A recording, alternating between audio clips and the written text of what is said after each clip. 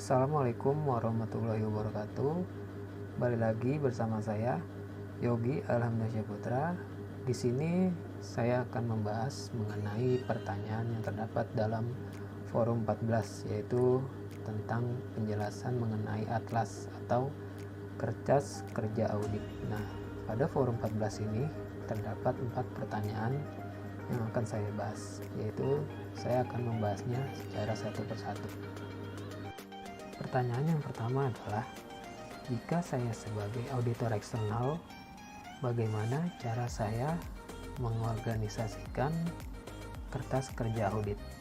Nah, jika saya sebagai auditor, pada saat pengorganisasian kertas kerja audit, saya akan mengaitkan pada tujuan utama audit ataupun pada sub-sub tujuan yang telah ditetapkan oleh auditor. Nah, di sini saya akan membuat pengelompokan pada kertas kerja audit.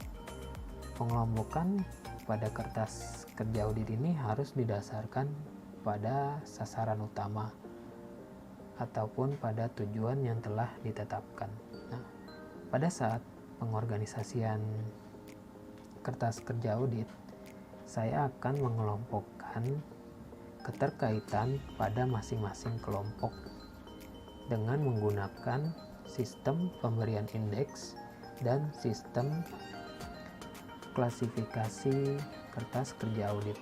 Nah, pada setiap kertas kerja audit ini akan didapat atau akan menyajikan sebuah temuan kelompok kriteria penyebab dan akibat baik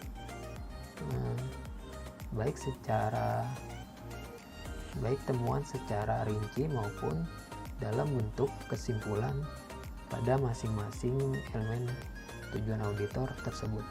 Nah, pada kertas kerja audit ini akan mengelompokkan bukti-bukti yang diperoleh atas tujuan audit tersebut. Pertanyaan yang kedua adalah, apa yang Anda ketahui tentang working trial balance, top schedule, dan supporting schedule?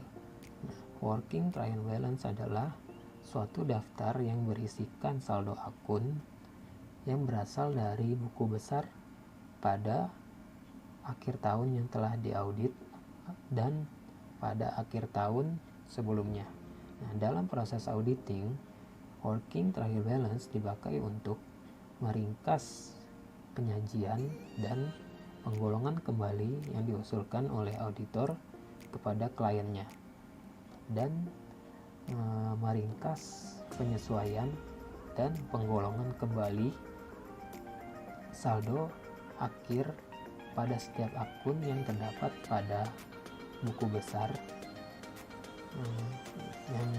yang telah dilakukan penyesuaian atau koreksi oleh auditor. Nah, pada kolom terakhir pada working trial balance ini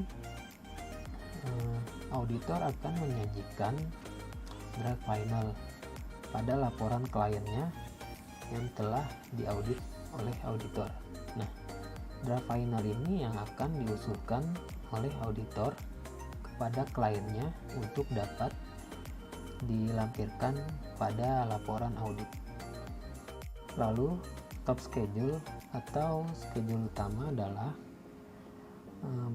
kertas kerja yang digunakan untuk meringkas informasi yang dicatat dalam schedule pendukung untuk akun-akun yang berhubungan.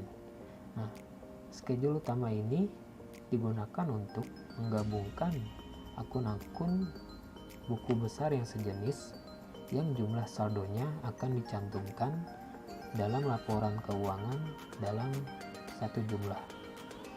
Dan supporting schedule atau schedule pendukung. Nah, ketika auditor melakukan verifikasi terhadap berbagai unsur yang terdapat di dalam laporan keuangan yang dibuat oleh kliennya, maka auditor akan membuat kertas kerja pendukung yang digunakan untuk menguatkan informasi keuangan dan operasional yang dan operasional yang dikumpulkannya. Nah, di dalam schedule pendukung ini harus disajikan pekerjaan yang telah dilakukan oleh auditor pada saat melakukan verifikasi dan analisis, yaitu berbagai unsur yang terdapat dalam daftar tersebut, metode verifikasi yang dipakai, pertanyaan yang muncul di dalam audit, dan jawaban atas pertanyaan tersebut. Dan schedule pendukung ini juga harus disajikan berbagai kesimpulan yang telah dilakukan oleh auditor. Pertanyaan yang keempat adalah berikan contoh bagaimana membuat kertas kerja audit untuk level asersi pengujian eksisten. Nah, di sini saya akan menjelaskannya. Untuk melakukan pengujian pada kertas kerja audit pada tingkat asersi eksisten atau keberadaan, maka di sini kita membuka aplikasi Atlas. Nah, pada aplikasi Atlas ini terdapat berbagai sub-sub yang harus dipenuhi. Nah, di sini kita memilih risk assessment, yaitu pada A260 pada room. Nah, di sini ada hal yang perlu diisi dan terdapat juga tabel. Nah, tabel ini untuk menguji tingkat asersinya. Maka di sini misalkan kita ingin menguji pada akun piutang.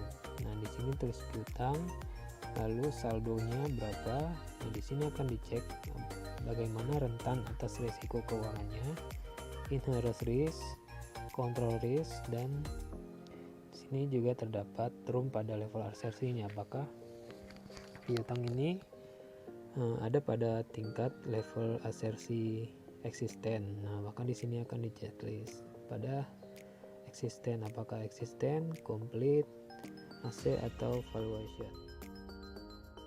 Sekian presentasi dari saya mengenai kertas kerja audit. Apabila terdapat hal-hal yang tidak berkenan atau kurang dalam presentasi saya, mohon maaf dan terima kasih. Wassalamualaikum warahmatullahi wabarakatuh.